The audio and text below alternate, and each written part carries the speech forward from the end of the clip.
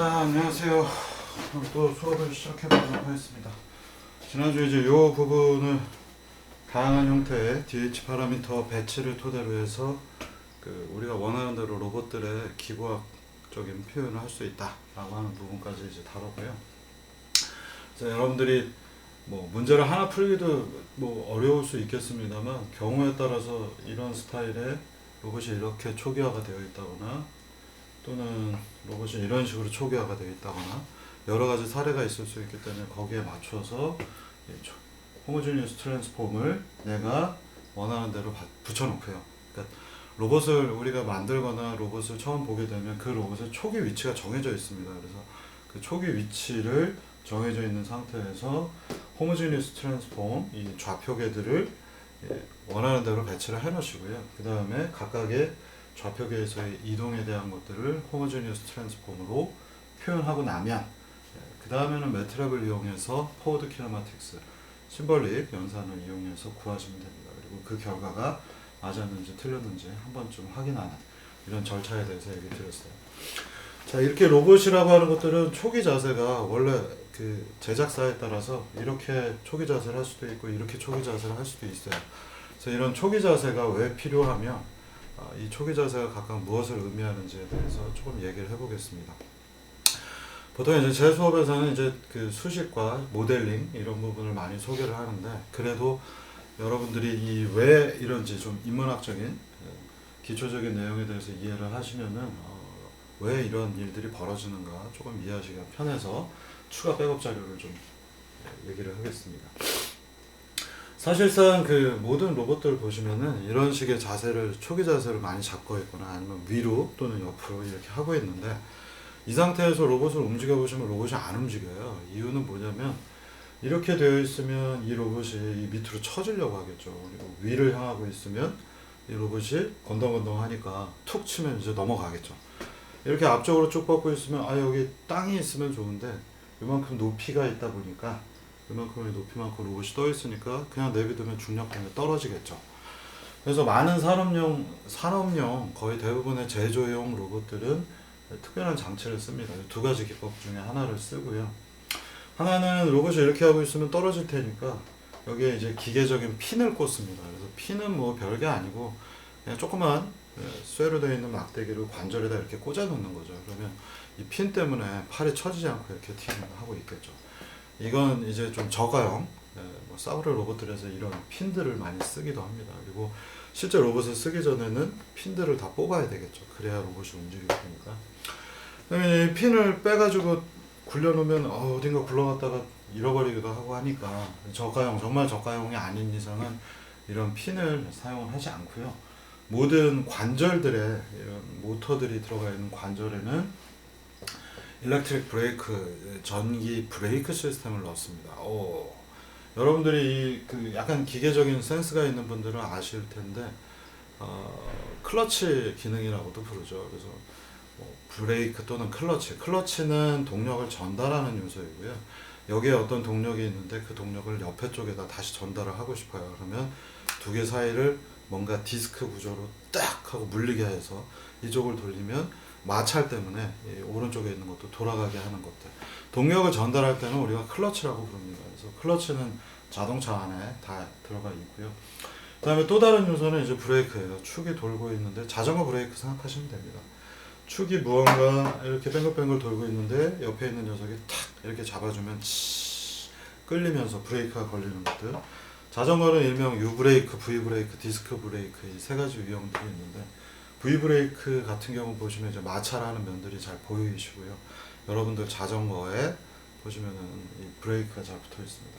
굉장히 유사한 구조예요. 그래서 이 브레이크 구조는 특이하게도 전기를 흘려주지 않으면 전기가 마스크 벗어야겠다. 어쩐지 수업을 하는데 뭔가가 이상해서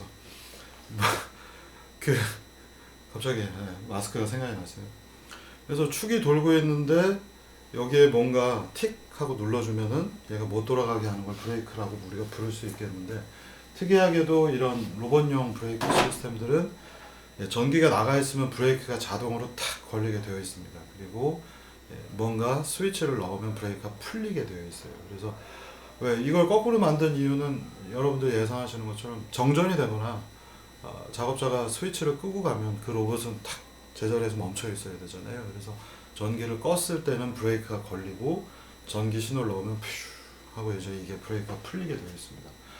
그래서 혹시라도 전시회라든가 또는 이제 나중에 여러분들이 우리가 실제 로봇을 기증을 받았기 때문에 저걸 가지고 테스트를 해보시거나 할 때 따다다다닥 뭐 이런 소리가 나면서 로봇이 초기 자세에 있다가 스위치를 넣고 제어를 시작하면 따다닥 하는 소리가 나면서 브레이크가 풀리는 상황입니다. 브레이크가 풀리자마자 곧바로 제어기가 동작을 해서 현재의 위치를 잡으려고 합니다. 뭐 대표적인 거 UR 로봇, 유니버셜 로봇 같은 경우에도 보시면은 이제 이렇게 로봇팔이 잘 있다가 스위치를 딱 키는 순간 뜨까 하고 살짝 움직이는 게 보입니다. 그러니까 브레이크를 풀었기 때문에 얘가 움찔했고 움찔하면서 내려오는데 로봇 제어기가 동작을 하고 현재 위치를 그대로 유지하라고는 명령이 오기 때문에 살짝 움직인 다음에 현 위치로 움직이고요. 이 상태에서 이제 툭 치거나 하면 제자리로 다시 돌아오려고 하겠죠. 그래서 로봇은 모든 관절에 이런 브레이크 시스템들이 들어가 있고, 브레이크는 여러분들이 뒤에서 이제 제어 쪽에서도 배우시겠습니다만 에너지를 소비하는 요소 중에 하나입니다. 그래서 뭔가 고속으로 돌고 있는데 브레이크를 걸어주면 마찰력에 의해서, 아까 제가 디스크가 있다고 했잖아요. 그래서 디스크는 허리 디스크가 아니라 면과 면이 만나는 CD 같은 디스크를 얘기합니다. 그래서 얘가 회전하는 게 딱 여기 맞닿으면 마찰 때문에 오른쪽에 있는 것도 왼쪽이 돌리면 오른쪽도 돌아가는 거죠. 이렇게 이해하시면 되겠습니다. 그래서 완전 기계적인 파트에 있지만 전기적인 신호를 이용해서 하는 일렉트릭 브레이크도 있습니다. 근데 기본적으로 일렉트릭 브레이크는 쉽게 말하면 전자석이 들어가 있는 거고요. 전자석 구조고 강한 전기를 걸어주면은 브레이크가 딱 하고 떨어지면서 못 돌게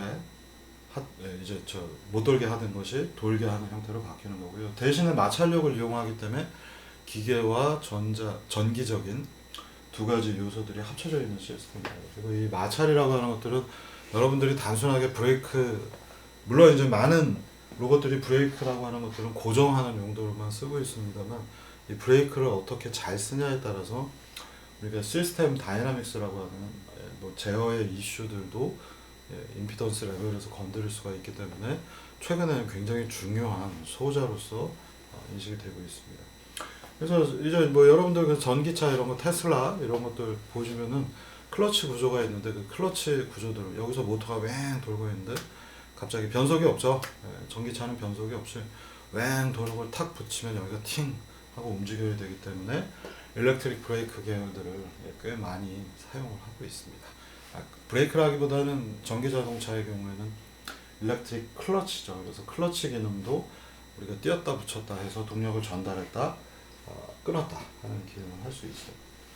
자, 그러면 이제 우리가 초기 조건, 초기 위치라고 하는 문제에 대해서 조금 생각을 해보도록 하겠습니다. 이런 이슈들이 왜 등장을 하냐면 이제 그 로봇 제어하는 구조 때문에 그렇습니다.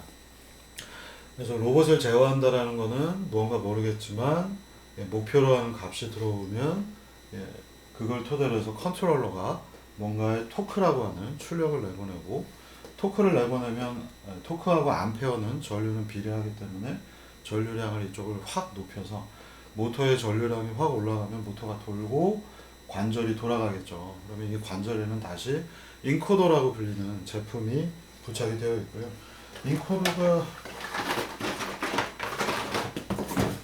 굴러다니는 게 있으면 좀 보여드리겠는데, 이따가 제가 찾아가지고 한번 다시 보여드리겠습니다. 인코더는 뒤에서도 얘기하겠습니다만 뭔가 중심축이 돌아가면 펄스가 나와요. 그래서 그 펄스를 우리가 세면 몇 도인지 계산을 할 수가 있는 구조이고요. 그래서 모터를 돌리고 꼭 인코더를 또, 여러분들이 여기에서 되게 중요한 사항 중에 하나는 뭐냐면, 아이씨 모터를 돌렸으면 몇 도가 돌아갔는지 알 수 있지 않아요? 라는 질문을 던지는 분들이 가끔 있습니다. 그런 모터도 있어요. 그런 모터가 대부분 이제 서버 모터, 제어를 위한 서버 모터이거나, 그다음에 여러분들이 이제 싸게 쓰고 있는 그 쓰레기죠. 다이나믹셋 이런 것들. 걔들은 몇 도 돌아갔는지 알 수 있고, 서버 모터도 우리가 PWM을 입력으로 넣으면은 대략 몇 도 돌아갔는지 알 수가 있는데, 많은 모터, 특히나 이제 이런 로봇들에는 말 그대로 정말 서버 모터라고 하는 기능들이 들어갑니다. 그래서 그 서버 모터는 모터 자체는 무너져서 모터 자체는 여러분들이 초등학교 때 어릴 때도 쓰셨던 그냥 전원을 넣으면 모터가 뱅글뱅글 돌기만 합니다. 그리고 걔가 몇 도 돌아갔는지 알 수가 없는데 그 모터가 몇 도 돌아갔는지 알게 하는 인코더 같은 게 서버 모터 안에 부착이 되어 있고요. 그 다음에 여러분들이 이제 많이 장난감 만들 때 쓰고 있는 서버 모터들, 요만한 RC 서버 모터들, 그 안에는 포텐셜 미터라고 하는 가변 저항이 붙어 있죠. 그래서 그 가변 저항이 인코더의 역할을 대신해 주기 때문에 각도 제어를 할 수가 있습니다. 근데 이 제어 루프부터 제가 한번 설명을 하고 그 다음에 얘기를 할게요. 그래서 여기에는 뭐냐, 여기에는 내가 몇 도 돌았으면 좋겠어, 30도 돌았으면 좋겠어, 30도 돌았으면 좋겠다라는 입력이 들어가고, 무언가 컨트롤러가 출력을 내보내고 모터가 돌면 모터 자체로는 각도를 못 재기 때문에 인코더 또는 포텐셜 미터, 가변 저항 같은 게 붙어서 현재의 각도를 얻어내면 그 각도가 목표로 한 값과 현재의 각도의 두 개의 차이를 계산을 하는 겁니다. 그래서 이 목표 값과 현재의 값을 여기 마이너스가 붙어서 이 두 개를 빼면 에러 값, 오류를 우리가 찾을 수 있는 거고요. 오류를 토대로 해서 오류가 되게 크면 양수면 더 많이 돌려야 되겠고, 음수면 반대로 돌려야겠고, 이 오류 값이 목표 값과 현재 값이 거의 0에 가까워지면 조금만 돌려야 되겠죠. 그래서 오류가 클 때, 오차가 클 때, 에러가 클 때는 많이 토크를 생성하고, 오차가 적을 때에는 토크를 조금만 생성하게 하면 최종적으로 이게 무한 반복을 하기 때문에 우리가 목표로 하는 값으로 현재의 각도가 일치해지는, 그게 바로 이제 우리가 하고자 하는 제어의 목표이고, 여러분들이 이번 학기에 자동 제어와 그다음에 로봇공학 쪽에서 일부 제어에 대한 것들을 배우실 텐데, 이것들이 여러분들의 공대에 들어와서 처음 보는 수학적 백그라운드하고 기법들이 되겠습니다.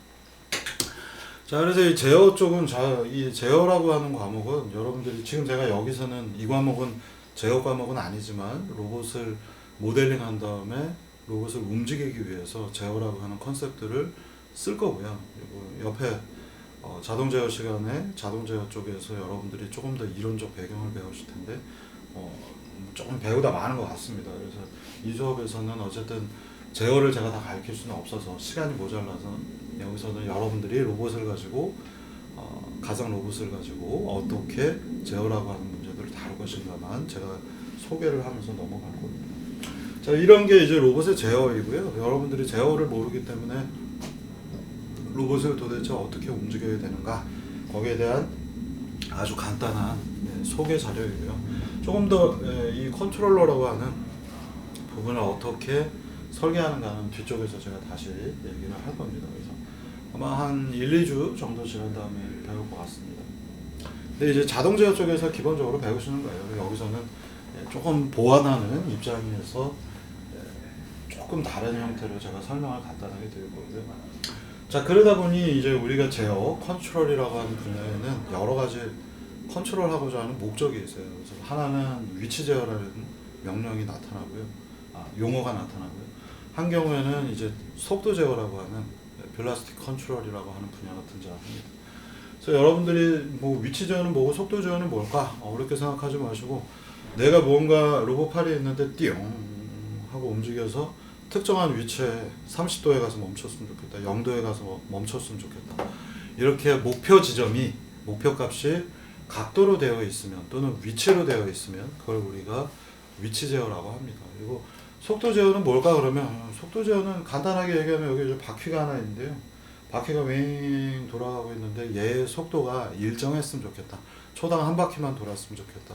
또는 뭐 자동차, 여러분들 뭐 운전면허 따신 분은 아시겠지만 자동차에 카메라가 있으면 60km로 70km로 정확하게 가야 되죠. 그때 우리는 엑셀을 밟았다가 브레이크를 밟았다가 하면서 속도를 유지하면서 그 구간을 지나가려고 하죠. 그런 것들이 속도 제어입니다. 그래서 말 그대로 속도를 제어하는 건데, 이렇게 이제 기본적인 아주 컨셉들은 있습니다만 여러분들이 이 문제를 실제 문제에서 봤을 때는 굉장히 혼란스럽습니다. 대표적인 사례를 제가 한번 들어볼게요. 여러분들 마우스 커서 있죠. 마우스 커서를 마우스로 움직여서 마우스가 요 위에서 이렇게 움직이죠. 그러면 이게 마우스라고 하고 제가 이걸 이렇게 움직이면 얘가 이렇게 움직이고 이렇게 하면 이렇게 움직이잖아요. 이것은 위치 제어일까요? 속도 제어일까요? 많은 사람들은 내가 이걸 이렇게 움직여서 오 해서 딱 클릭 움직여서 딱 클릭하기 때문에 마우스 커서의 위치를 내가 조정을 하고 있기 때문에 이 문제는 위치 제어인가 라는 얘기를 합니다. 근데 이거는 여러분들이 이 뭐 끝단은 위치의 컨셉을 갖고 있습니다만 마우스 자체를 보면 마우스는 위치가 아니죠. 마우스는 오른쪽으로 왼쪽으로 라는 표현이 있고 그 다음에 오른쪽으로 빨리 움직이면 마우스 커서도 빨리 움직이고요. 오른쪽으로 살짝 움직이면 여기서 요만큼 가는데 천천히 요만큼 가면 마우스 커서도 이렇게 움직이겠습니다만 휙 하고 움직이면 마우스 커서는 생각보다 더 멀리 가 있죠. 그래서 마우스 커서는 사실은 위치를 재는 게 아니라 속도를 재는 겁니다. 그래서 왼쪽으로 많이 갔는가, 왼쪽으로 조금 갔는가, 오른쪽으로 많이 갔는가, 오른쪽으로 조금 갔는가라는 예의 경우에는 광 센서를 이용해서 요새 뭐 다 광 센서니까 광을 이용을 하여 속도를 측정한 다음에 마우스 커서를 속도 형태로 속도가 들어갔는데 위치가 마지막에 변하잖아요. 그렇기 때문에 속도가 적분이 돼서 속도를 적분하면 위치 맞죠? 속도를 적분해서 위치 형태로 쓰는 도구가 되겠습니다. 그래서 여러분들이 마우스는 위치를 입력해서 위치가 나오는 게 아니라 속도를 측정을 해서 그 속도를 토대로 마우스 커서를 속도 형태로 움직이는 겁니다. 그래서 그 속도로 빨리 움직이면 빨리 움직이고 천천히 움직이면 천천히 움직여서 여러분들은 눈으로 비주얼 피드백을 해서 마우스 커서가 원하는 위치에 가게 하는 바로 속도 제어의 문제가 되겠고요. 마우스 커서를 대신해서 디지타이저 또는 요새 여러분들이 잘 쓰고 계시는 휴대폰들 터치 터치하는 것들은 전부 다 어떤 걸까요? 터치는 많은 경우에 디지타이저의 경우엔 거기를 찍으면 마우스 커서가 거기로 움직이죠. 요 끝을 찍으면 이쪽으로 움직일 거고요. 그 다음에 요 끝을 찍으면 마우스 커서가 여기로 움직입니다. 이거는 위치 대 위치들을 절대적으로 매핑을 해놓은 거기 때문에 요 위에 4개의 좌표가 화면상의 4개의 좌표에 매칭이 되어 있기 때문에 얘는 위치 제어가 맞습니다. 그래서 이 디지타이저 같은 제품들은 좀 보기 어려울 수는 있습니다만 클릭해서 쓰는 것들은 전부 다 위치 제어입니다. 그래서 많은 사람들이 사실 제가 이런 얘기하면 이제 첫 시간이고 오늘 점심 먹고 졸릴 수도 있어서 좀 얘기를 하면 아이폰이 처음 등장하고 나서 많은 사람들은 터치가 부드러워라는 표현을 많이 썼습니다.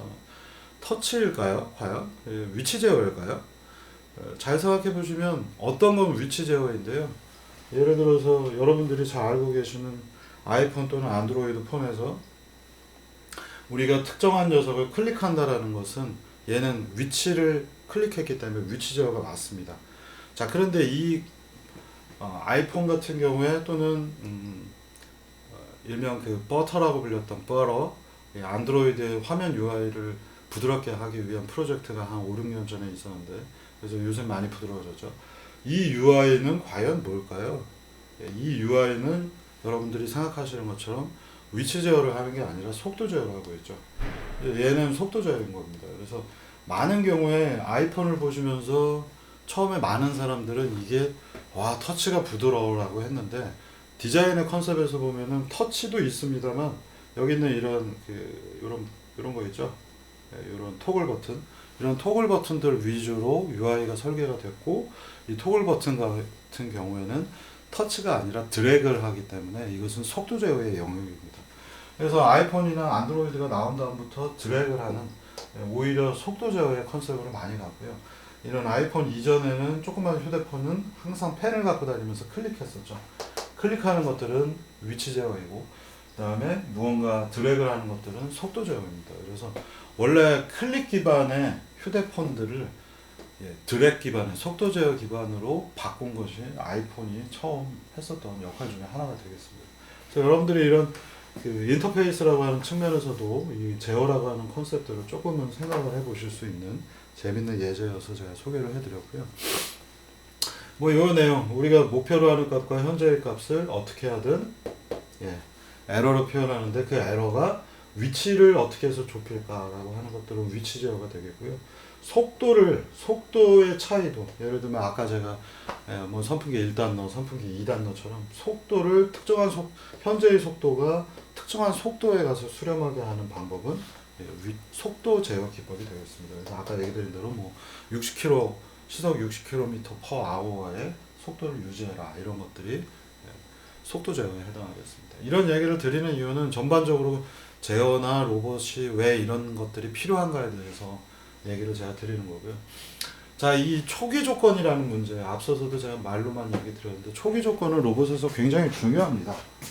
우리가 커서가 가려서 우리가 로봇의 현재 위치를 알기 위해서는, 아까 맨 처음부터 다시 한번 제가 얘기를 드리면, 로봇의 초기 위치가 이렇게 되어 있는지 이렇게 되어 있는지, 그러면 이렇게 되어 있을 때는 여기서부터 움직이는 게 0도겠고요. 이렇게 됐을 때는 여기서부터 움직이는 게 0도가 되겠죠. 그래서 이 로봇을 내가 이렇게 모델링 했는지 이렇게 모델링 했는지를 일단 알아야 되겠고요. 이게 만약 초기 자세라고 하면 현재 이 각도에 무조건 로봇이 있어야 되겠죠. 이렇게 하고 있어야 되겠죠. 근데 뭔가 정전이 되거나 또는 사용자가 사용하다 그냥 가버렸어요. 그리고 나면 이 로봇은 스위치를 다시 키면 드드드드드드드드드드 해서 초기 위치로 가 있어야 됩니다. 그 다음부터 우리는 특정한 각도로 이동해라 라는 명령을 내리기 때문에, 로봇의 경우에는 초기 위치를 아는 것이 되게 중요하고, 그 초기 위치를 알기 위해서 뭐 제어의 이슈도 나오겠습니다만, 초기 위치, 현재의 위치도 알아야 되지만, 제어를 하기 위해서는 현재의 위치를 알아야 되겠죠. 이 그림처럼. 그런데 시작하기 위해서는 그 로봇이 맨 처음에 초기 위치에 가 있어야 되기 때문에, 이 초기 위치 세팅하는 부분을 조금 여러분들이 알아두시면 좋습니다. 로봇의 경우에는 초기 위치라든가 현재 위치를 알기 위해서 앞서 얘기 드린 것처럼 인코더라고 하는 것들이 들어가고요.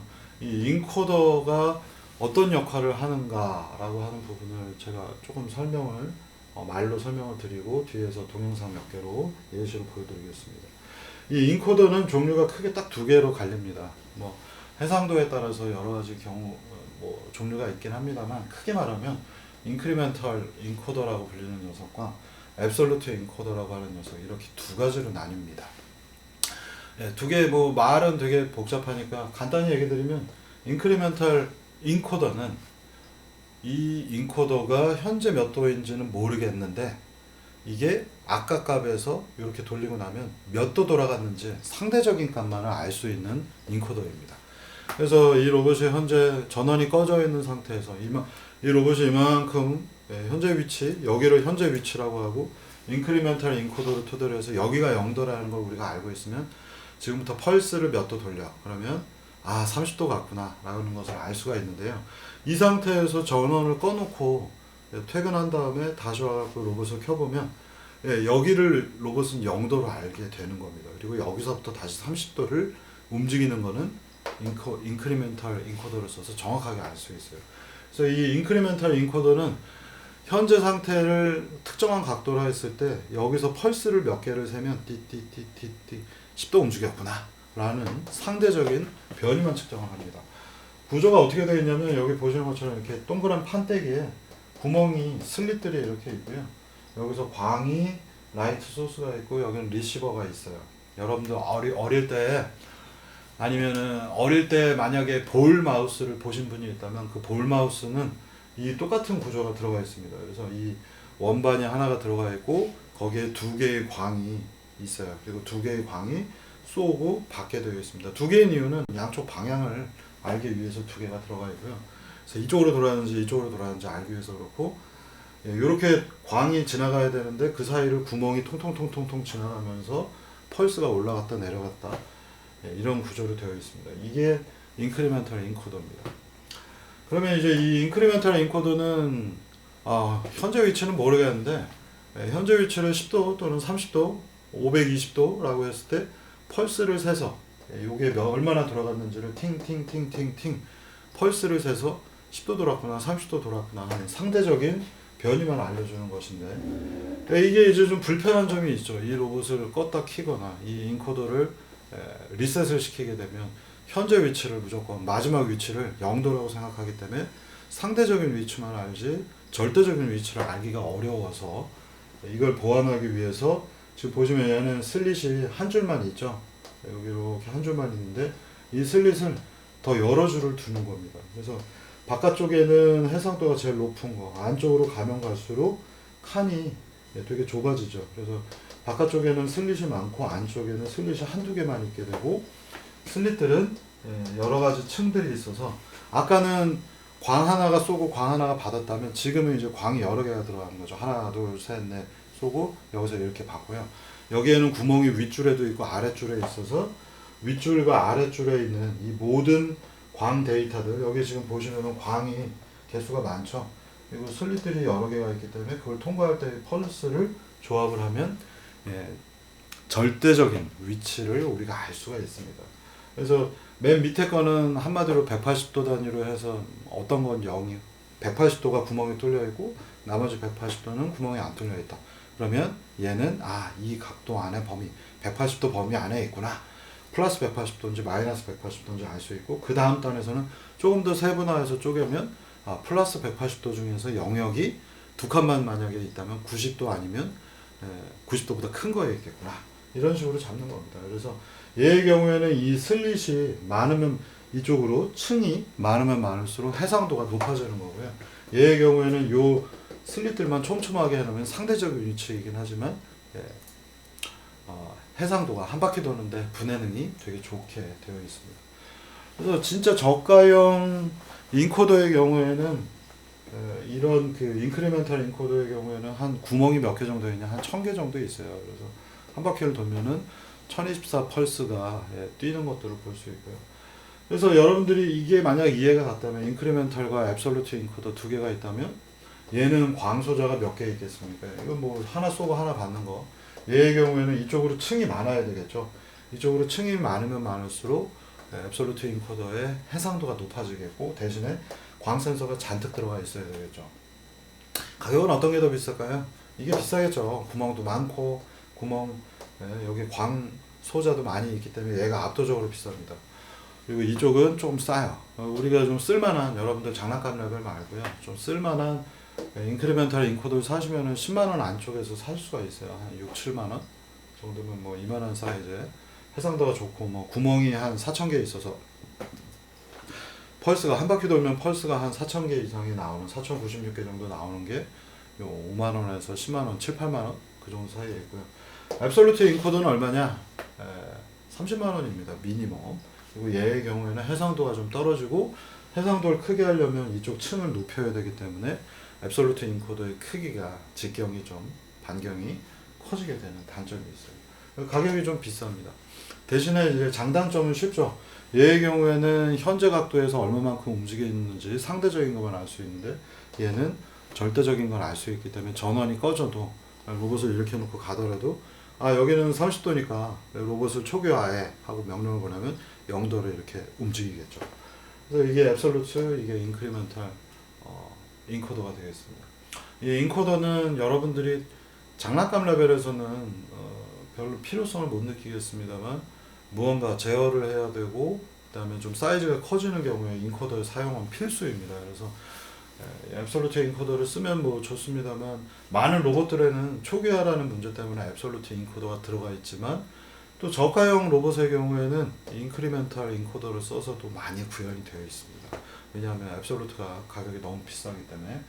가격이 비싼 것만 문제가 아니라 해상도도 떨어져요. 그래서 해상도를 좋게 하려면, 제어를 잘 하려면 오히려 인크리멘탈 인코더를 잘 사용하는 게 좋습니다. 근데 얘의 경우에는 상대적인 것만 읽을 수 있기 때문에 다른 추가적 요소가 필요하고, 바로 스위치의 컨셉이 추가로 필요합니다. 자, 어떻게 하냐면요, 우리가 인크리멘탈 인코더를 가지고 앱솔루트 인코더처럼 초기화 위치를 알기 위해서 많은 로봇들에는 이런 작업들이 필요합니다. 제가 먼저 동영상을 보여드리는 게 이해가 편할 것 같아요. 자, 여기 보시면 이제 무슨 방앗간 기계 같이 생겼는데요. 이 로봇은 위에서 패닝 그리고 틸팅, 이 구조를 하는 로봇입니다. 이 녀석은 키자마자 펌웨어단에서 맨 처음에 이와 같은 동작을 반드시 합니다. 이게 뭐 하는 짓일까? 이 로봇은 이렇게 회전하고 또 위아래로 움직입니다. 이거 대포 같은 거라고 보시면 되는데요. 다시 한번 보시면은 이게 뭐 하는지 조금 이해하실 수 있습니다. 맨 처음에 이 로봇을 시작을 하면요, 특정한 방향으로 움직이죠. 옆으로 가서 띵 하고 멈췄다가 다시 이렇게 가운데로 돌아오고 띵 하고 멈췄고요. 위쪽으로도 맨 꼭대기까지 간 다음에 다시 0도 근처로 띵 하고 온 다음에 0도를 딱 체크를 하고 나면 이 로봇은 이제 초기 위치로 돌아갑니다. 네, 이런 작업을 해요. 이게 무슨 얘기냐면, 자, 우리가 인크리멘탈, 이 로봇은 방금 전에 보신 건 인크리멘탈 인코더를 쓰고 있는데, 앱솔루트 인코더는 각도를 어느 상태이든지 간에 자기의 각도를 알고 있는데, 인크리멘탈 인코더는 이걸 알 수가 없기 때문에 하나의 편법을 씁니다. 그래서 로봇이 이와 같이 매스가 있고 여기 모터가 있고 이 녀석이 이렇게 움직이는 건데요. 인코더가 달려 있어요. 근데 이 인코더는 인크리멘탈 인코더라 델타 세타만 알 수 있어요. 그럼에도 불구하고 이거를 이 로봇을 절대 위치에 매핑을 할 수 있는 방법이 뭐냐? 시작하자마자 먼저 특정한 방향으로 천천히 움직입니다. 어떤 위치에 있든 간에 천천히 움직이다가 이 로봇의 마지막 끝단에 제가 여기에 스위치를 하나 이렇게 놔요. 이 로봇이 막 지 마음대로 움직이다가 멈췄는데 스위치를 넣으면 이 로봇은 천천히 움직이다가 스위치에 딱콩 하고 닿는 순간 이 각도를 우리는 30도 또는 90도라고 세팅을 해 놓습니다. 그리고 이 스위치는 다시 빙 해서 반대편에 가서 이 팔은 반대편으로 움직여서 반대편에 있는 반대편에도 스위치가 있어요. 그래서 그걸 틱 클릭하면 이쪽 최대 플러스 값의 마지막 30도 알았고 이쪽에 찡 움직이면서 여기에 있는 값 최하값, 최저값 뭐 예를 들어서 0도를 알게 됐다면 이제 0도하고 30도일 때의 인코더 펄스, 이때는 예를 들어서 뭐 한 1000펄스가 나왔는데 이 밑으로 가면 한 3000펄스가 나왔다. 그러면 이 로봇은 1000펄스일 때 30도인 거고 0도일 때 3000펄스이기 때문에 그 사이를 우리가 나누면 0도에서 30도 사이로 움직일 수 있는 겁니다. 그런데 로봇을 이렇게 갖다 놓고서 스위치를 껐다 켰어요. 그러면 이 로봇은 찡 움직이면서 딸캉 했겠죠. 그러면 방금 전에 여기서 시작했기 때문에 한 10펄스 갔어요. 그래서 또다시 30도는 10펄스가 된 거고 찡 가보면 여기는 990펄스가 뭐 1010펄스가 나왔다든가. 그래서 요 간격, 여기서부터 여기까지 움직이는 간격은 예를 들어서 1000펄스로 일정한데 시작은 어떤 경우에는 1000펄스가 되고 끝나는 건 보니까 2000펄스에서 멈출 수 있겠고요. 또 어떤 경우에는 이렇게 시작을 했기 때문에 시작을 했더니 30도일 때 한 3000펄스가 되고 뒤 거꾸로 가보니까 4000펄스에서 멈추는 거겠죠. 그래서 시작 지점이 어딘가 하고는 상관이 없이 스위치가 켜졌을 때의 펄스를 우리가 0도 또는 30도다라고 내부에다 기억을 해놓고는 그 값을 토대로 해서 예를 들면 이렇게 시작해서 여기가 1000이고 여기가 2000이면 1000에서 2000펄스 사이로 각도를 계산하는 거고요. 또 로봇이 이상한 위치에서 시작해서 3000이고 4000이라고 하면 3000과 4000 사이를 0도와 30도로 매핑하는 방법. 이게 바로 로봇 쪽 인크리멘탈 인코더를 써서 각도를 추정하는 방법 중에 하나가 되겠습니다. 여기에 이제 조금 더 복잡한 이슈들이 있는데요. 그거는 제가 생략하고 스위치가 있어서 그 스위치일 때의 펄스를 시작점 또는 끝점이라고 가정하는 방법을 얘기를 하고 있습니다. 자, 그래서 뭐 스위치를 두 개 쓰는 경우도 있어요. 지금 보시면은 이 로봇은 이 사이를 이렇게 왔다 갔다 하는 건데 예를 들면 시작하자마자 어느 위치에 있든 간에 이쪽으로 움직여서 딸캉 하고서 마이너스 180도를 알았고요. 그때의 펄스를 계산하고 그러면 왼쪽에 닿기 때문에 이제 오른쪽으로 천천히 움직여서 딸캉 하면 이제 플러스 이제 왼쪽 최대값, 오른쪽 최대값을 알고 그 사이에서 이제 빠르게 움직일 수 있습니다. 근데 시작하자마자 왼쪽 아니면 오른쪽으로 무조건 움직이는 거고요. 그래서 왼쪽으로 무조건 천천히. 대신에 이때는 빨리 움직이면 안 되겠죠. 스위치에 가서 꽝 하고 부딪힐 수 있으니까 천천히 움직이다가 딸캉 하면 다시 반대 방향으로 천천히 움직여서 딸캉 하면 츄 하고 가운데로 오는 겁니다.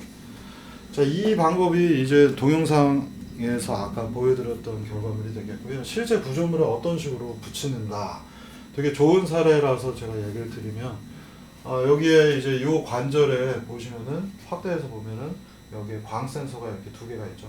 그래서 이때의 각도 두 개가 있고 여기 보시면은 축이고요. 이게 축에 날개가 하나 나와서 로봇을 움직이면 얘는 찡따캉 찡따캉 하면 이때 두 개의 인코더 펄스를 알고 있으니까 이 사이를 이제 고속으로 움직일 수 있게 하는 겁니다. 이게 이제 아까 보신 로봇의 틸팅 파트가 이렇게 설계되어 있고요. 패닝 파트 밑에서 이렇게 허리가 도는 부분을 보시면 여기도 이런 광 센서가 양쪽에 두 개가 붙어 있습니다. 이런 광 센서는 여러분들이 뭐 100원, 200원에 사실 수 있는데 이 산업용 장비들로 나와 있는 이런 광 센서는 많이 비쌉니다. 이 제품 정확하게 제가 32,000원짜리로 알고 있습니다. 그래서 뭐 일본 것들 표준처럼 많이 쓰기 때문에 비싼데 여러분들이 뭐 인터넷에서 구매하시면 뭐 200원, 300원, 500원 그 정도 사이에서 구하실 수 있는 별거 없는 장치입니다. 이 녀석은 이 사이를 뭔가가 지나가면 딱한 하고 스위치가 꺼지면서 그때의 값을 우리가 인코더 값을 알면 되기 때문에 날개를 이렇게 기역자로 여기 보시면 기역자로 되어 있고 얘가 이렇게 돌아가면서 딱한 하고 재는 겁니다. 이 얘기를 듣고 동영상을 보시면은 이해가 조금 더 잘 가실 겁니다. 그래서 이 로봇은 시작하자마자 두 개가 다 움직이죠. 그래서 틸팅 파트는 위로 올라가고 있고 패닝은 이미 저쪽을 찍고 오른쪽 끝까지 왔습니다. 그래서 멈춰서 대기하고 있고 틸팅 파트가 위에를 찍었고 틸팅이 마지막 반대편을 스위치를 컨택을 하고 나면 모든 네 군데의 값을 알았기 때문에 이제 쭉 하고 움직이는 겁니다. 그래서 이 동영상 다시 보시면 시작하자마자 패닝과 틸팅을 동시에 하기 때문에 따로 하면 시간이 더 많이 걸리니까 틸팅을 해서 여기 가서 딸캉 여기 가서 딸캉 하고 멈춰 있고요. 그 다음에 패닝은 위쪽으로 딸캉 그 다음에 이렇게 해서 딸캉 그리고 나선 패닝, 틸팅 두 개를 다 왼쪽 오른쪽 끝을 알았기 때문에 나중에 정 가운데로 이동하는 겁니다. 다시 한번 보시겠습니다.